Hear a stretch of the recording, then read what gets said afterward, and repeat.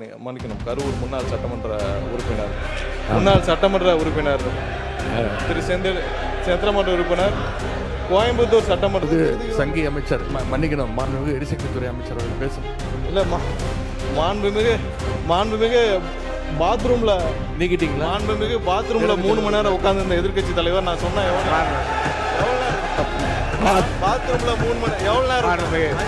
பாத்ரூம்ல 3 மணி நேரம் உட்கார்ந்து இருந்த எதிர்க்கட்சி தலைவர் சொல்றதுக்கு 5 நிமிஷம் ஆகாது, உட்காரணும். கோடை காலம், அதற்கு பிறகு மழை காலங்கள், இந்த 2 நேரங்களிலும் மின்வெட்டு இல்லாத சீரான மின் விநியோகத்தை வழங்க வேண்டும் என்று சொன்னால் உரிய காலத்தில் உரிய தளவாட சாமான்கள் முழுவதுமாக இருக்க வேண்டும்.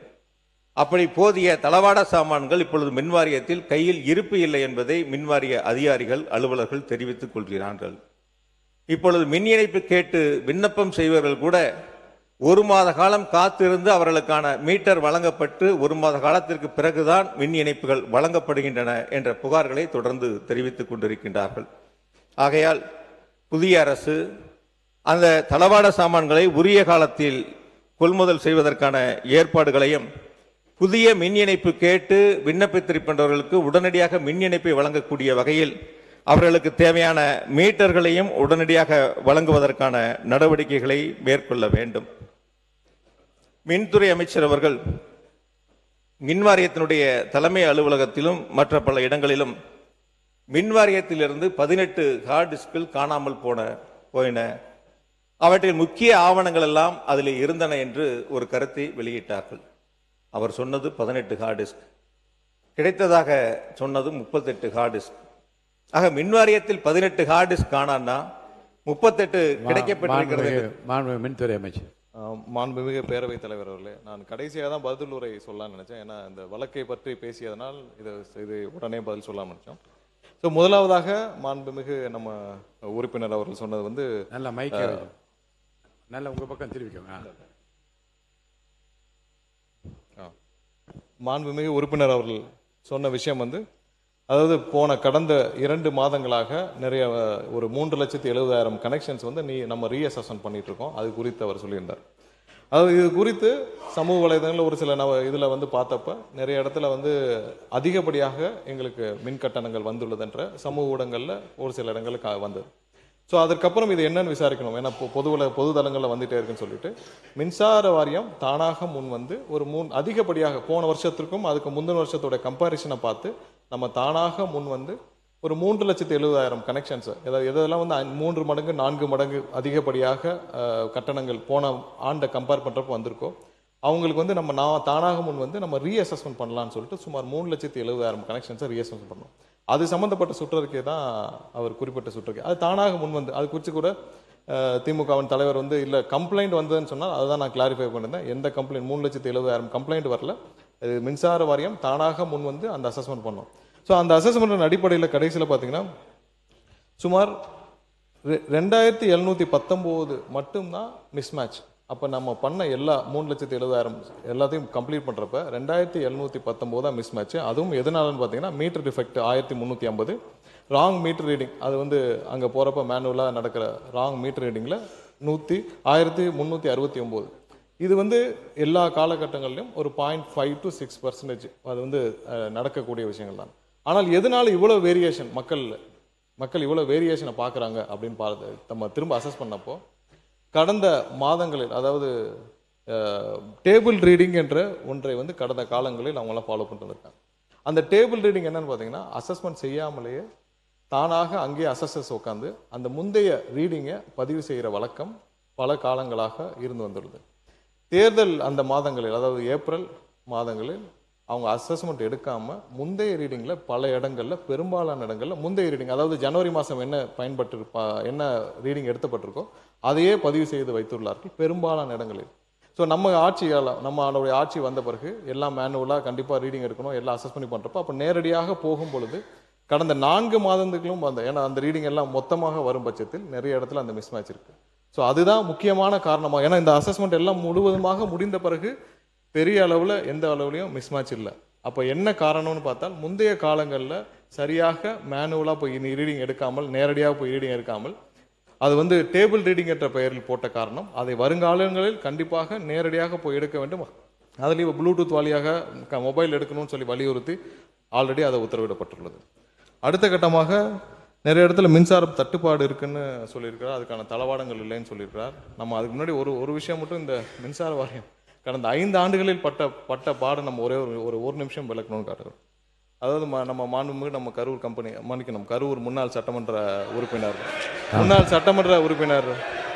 திரு சந்திரமன்ற உறுப்பினர், கோயம்புத்தூர் சட்டமன்ற உறுப்பினர், இல்ல கரூர் சட்டமன்ற உறுப்பினர் நினைச்சேன், கோயம்புத்தூர் சட்டமன்ற உறுப்பினர். அவர் தான் 2021 உட்காருங்க, 2021 இந்த துறைக்கு உட்காருங்க, அதான் சொல்லிட்டு இருக்காங்க. 2021 அண்ணா அவை முன்னவர் 2021 உட்காருங்க, 2021 அமைச்சராக இருந்தார். அதான் நான் தான் திருத்திக்கிறேன்னு சொல்றேன்ல, அமைச்சராக இருந்தார். இல்ல எல்லாத்துக்கும் எதிர்கட்சி தலைவர் சொன்னதை நீக்கிட்டீங்களா? அவர் சொன்னதை நீக்கிட்டீங்களா தலைவரே? இல்ல எதிர்கட்சி மாண்புமிகு சங்கி அமைச்சர் மன்னிக்கணும், மாண்புமிகு எரிசக்தித்துறை அமைச்சர் அவர்கள் பேசணும். இல்ல மாண்புமிகு பாத்ரூம்ல நீக்கிட்டீங்களா? மாண்புமிகு பாத்ரூம்ல 3 மணி நேரம் உட்கார்ந்து இந்த எதிர்கட்சி தலைவர் நான் சொன்ன பாத்ரூம்ல 3 மணி எவ்வளவு நேரம்? 5 நிமிஷம் ஆகுமா? உட்காரணும். எல்லாருக்கும் பேச தெரியும். உட்காருங்க. பாத்ரூம்ல 3 மணி நேரம் உட்கார்ந்து இந்த எதிர்கட்சி தலைவர் சொல்றதுக்கு 5 நிமிஷம் ஆகாது. உட்காரணும். என்ன பேசணுமோ இதெல்லாம் தேவையில்லாத வார்த்தைகளை பேசினால் எங்களுக்கும் பேச தெரியும். தேவையில்லாத வார்த்தைகளை பேசினால் எங்களுக்கும் பேச தெரியும். என்னவோ அதான் பேசணும். இல்ல மாண்பு உறுப்பினர், இந்த கரூர் உறுப்பினர் இந்த கம்பெனி என்ற வார்த்தையை நீங்க அவைக்குள் நீக்கிட்டீங்களா? நீக்கியாச்சா? சரி. நீங்களே பேசி திருத்திக் கொண்டீர்கள். இருந்தாலும் அது அவைக்குள் அந்த வார்த்தை நீக்கப்படுகிறது. நீக்கியாச்சா? உட்காருங்க. அதான் நீக்கிட்டாங்களா? எதிர்கட்சி தலைவர் உட்காருங்க. எதிர்கட்சி தலைவர் உட்காருங்க. ஒரு வார்த்தை பேசினால் மறு வார்த்தை பேசுவதற்கு எங்களுக்கும் தெரியும். இதுதான் வேண்டாம். இல்ல நான் வேண்டாம்னு சொல்றேன். பேசிட்டு நீங்க நீக்கிறீங்க. மாண்பு பேரவையில நீக்கிறேன்னு சொல்றதுக்கு அப்புறம் பொதுவெளியில போனதுக்கு அப்புறம் நாங்க பதில் சொல்லாம ஊமையா இருந்துட்டு போறதுக்கு இந்த சபைக்கு நாங்க வரல. எங்களுடைய மக்களுடைய கோரிக்கைகளை நானும் பதில் சொல்லிட்டேன். இருங்க, அவர் சொன்னதுக்கு பதில் சொல்லுங்க. அவருக்கு மாண்புமிகு பேரவைத் தலைவர்களே, அந்த ஹார்ட் டிஸ்க் சம்பந்தமா கேட்டேன். பொதுவெளியில் மாண்புமிகு மின்துறை அமைச்சர் அவர்கள் சொல்லுகின்ற பொழுது சீரமைப்புகள், முறைகேடுகள், வார்த்தைகள் பார்த்தீங்கன்னா ஒவ்வொரு பத்திரிகையாளர் சந்திப்பிலையும் பெரிய தடிமனான வார்த்தைகளா பயன்படுத்துகிற மாதிரி ஒரு தோற்றத்தை உருவாக்குறார். அதான் எங்களுடைய எதிர்க்கட்சி தலைவர் போட்டுதலுக்குரிய எங்களுடைய சின்னவரப்ப சொன்னாங்க காலையில். எது இருந்தாலும் நம்ம பதவி ஏற்றுக்கிட்ட கடமையை நிறைவேற்றக்கூடிய வகையில் ஒரு தவறுகள் இருந்தால் உடனுக்குடன் அதை சுட்டி காட்ட வேண்டும், அதன் மீது நடவடிக்கை எடுக்க வேண்டும். அதுதான் நம்ம உறுதிமொழி எடுத்துக்கொண்டதனுடைய அர்த்தம் நிறைவேறும். அப்படி இல்லாம துறையில் சில தவறுகள் இருந்தால் அல்லது முன்னால் உங்களுக்கு கண்களுக்கு அது தவறாக தெரிந்தால் உடனுக்குடன் அதை சுட்டி காட்டி நடவடிக்கைகளை மேற்கொள்ள வேண்டும். துணை மின் நிலையங்களுடைய நிலைகளை பற்றி சொன்னார்கள். 423 துணை மின் நிலையங்கள் கடந்த 5 ஆண்டுகளில் திராவிட மாடல் ஆட்சியில் அறிவிக்கப்பட்டு 122 துணை மின் நிலையங்கள் நிறைவேற்றப்பட்டு பயன்பாட்டிற்கு கொண்டு வரப்பட்டிருக்கின்றன. நீங்க கொடுத்த வெள்ளை அறிக்கையிலேயே ஏறத்தாழ 122 துணை மின் நிலையங்கள் 10,109 கோடி ரூபாய் மதிப்பீட்டில் பணிகள் நடைபெற்று வருகின்றன என்று உங்களுடைய வெள்ளை அறிக்கையில் நீங்களே தெரிவித்திருக்கின்றீர்கள். அதற்கு 5,066 கோடி ரூபாய் செலவுகள் செய்யப்பட்டிருக்கின்றன, மீதம் இருக்கக்கூடிய பணிகள் நடைபெற்று வருகின்றன என்று சொன்னீர்கள். ஆகையால் கடந்த 5 ஆண்டுகளில் மின் உற்பத்தியை அதிகரிப்பதற்கு அதற்கான புதிய திட்டங்களையும் புதிய மின் உற்பத்திக்கு ஏற்ப மின் விநியோகத்திற்கான வழித்தடங்களையும் கட்டமைப்புகளையும் உருவாக்குவதில் திராவிட மாடல் ஆட்சியினுடைய நாயகர் மாண்புமிகு முத்துவேல் கருணாநிதி ஸ்டாலினுடைய பொற்கால ஆட்சியில் மிக சிறப்பாக நடவடிக்கைகள் மேற்கொள்ளப்பட்டன. ஒவ்வொரு முறையும் ஆட்கள் பற்றாக்குறையை பற்றி இங்கே மின்துறை அமைச்சர் அவர்கள் தெரிவித்துக் கொண்டிருக்கின்றார்கள். கடந்த 5 ஆண்டு காலம் திராவிட மாடல் ஆட்சியில் இதே ஆட்களை வைத்துத்தான் எந்தவித மின்தடையும் இல்லாமல் தமிழ்நாட்டில் சீரான மின் விநியோகத்தை வழங்கிய அரசு திராவிட மாடல் அரசு. இந்தியாவில் இருக்கக்கூடிய மாநிலங்களில் நகர்ப்புறங்கள், கிராமப்புறங்கள் என அனைத்து பகுதிகளிலும் தடையில்லாமல் மின்சாரத்தை வழங்கியதற்காக நாடாளுமன்றத்தில் மின்துறை அமைச்சர், ஒன்றியத்தினுடைய மின்துறை அமைச்சருடைய பாராட்டை பெற்ற அரசு திராவிட மாடல் அரசு என்பதை இந்த நேரத்தில் நான் பேரவைக்கு தெரிவித்துக் கொள்கின்றேன். ஆக துணை மின் நிலையங்களுடைய அமைப்புகள் ஒரு பக்கம் இருக்கின்ற பொழுது, கூடுதலாக மின் வழித்தடங்கள் எவ்வளவு அமைக்கப்பட்டிருக்கிறது என்று சொன்னால், இஹெச்எட் லைனை பொறுத்த வரைக்கும் 4003 கிலோமீட்டர். இது நீங்க வெள்ளை அறிக்கையிலேயே கொடுத்துருக்கிறீங்க எவ்வளவு அமைக்கப்பட்டிருக்குங்கிறத. ஹெச்எட் லைனை பொறுத்த வரைக்கும் 25,963 கிலோமீட்டர். எல்டி லைனை பொறுத்த வரைக்கும் 23,173 கிலோமீட்டர் கடந்த 5 ஆண்டுகளில் மின் வழித்தடங்கள் அமைக்கப்பட்டிருக்கின்றன. 99,000 மின்மாற்றிகள் கடந்த 5 ஆண்டுகளில் அமைக்கப்பட்டிருக்கின்றன. இதுவரை தமிழ்நாடு அரசினுடைய வரலாற்றில் 5 ஆண்டுகளில் 99,000 புதிய மின்மாற்றிகள் அமைக்கப்பட்ட அரசு திராவிட மாடல் அரசு என்பதை இந்த நேரத்தில் நான் பெருமையோடு இந்த அவைக்கு நான் சுட்டிக்காட்டுகின்றேன். ஆகையால் மின் கட்டமைப்பு என்பது ஒரு பக்கம் முழுமையாக வலுப்படுத்தப்பட்டு மின்சார விநியோகத்திற்கான நடவடிக்கைகள் எடுக்கப்பட்டதோடு, இன்னும் மிக முக்கியமாக இந்த கொள்கை விளக்க குறிப்பு நேற்று நைட்டு 10 மணிக்கு வந்துச்சு. 10 மணிக்கு கொடுத்தாங்க. 6 துறைகள் இருக்கு, 6ஐயும் படிக்கணும். நான் நைட்டு தூங்கும்போது மணி 3:30, காலையில் எந்திரிக்கும் போது திரும்ப 5:30. மாண்புமிகு உறுப்பினர், ஏற்கனவே நேற்று கூட நான் இதை பற்றி இங்கே வந்து அறிவுறுத்தினேன். மாண்புமிகு அமைச்சர் பெருமக்களுக்கும் மாண்புமிகு அமைச்சர் பெருமக்களுக்கும் துறை சார்ந்தவர்களுக்கும் நான் ஏற்கனவே அறிவிப்பு நான் சொல்லியிருக்கிறேன். இந்த மானிய கோரிக்கைகள் மீது பேசுகின்றவர்களும் அல்லது உறுப்பினர்களும் படித்தாதான் நாம் என்னென்ன சீரிய திட்டங்களை எல்லாம் கொண்டு வந்திருக்கிறோம் என்று மக்களிடம் கொண்டு போய் சேர்க்க முடியும். அந்த குறையை நிறைவாக்குவதும் சரிவை சரி கட்டுவதற்கும் படித்தால்தான் தெரியும். அப்போ படிப்பதற்குரிய வாய்ப்பை தர வேண்டும் என்றால் ஒரு நாள் முன்னதாகவே, அல்லது நான் 5 நாள் என்று முதலில் அறிவித்திருந்தேன், அப்புறம் அது 3 நாட்கள் என்று சொன்னால் ஒரு நாள் முன்னதாக அடித்தால்தான் படித்து விட்டு வருவதற்கு ஏதுவாக. அந்த வகையில் அனைத்து துறை முன்னாள் முதலமைச்சர் எடப்பாடி பழனிசாமி 2 நாள் முன்னே கொடுப்பேன் என்று சொல்கிறார். இப்போதும் ஒரு நாள் முன்னதாக மாண்புமிகு உறுப்பினர்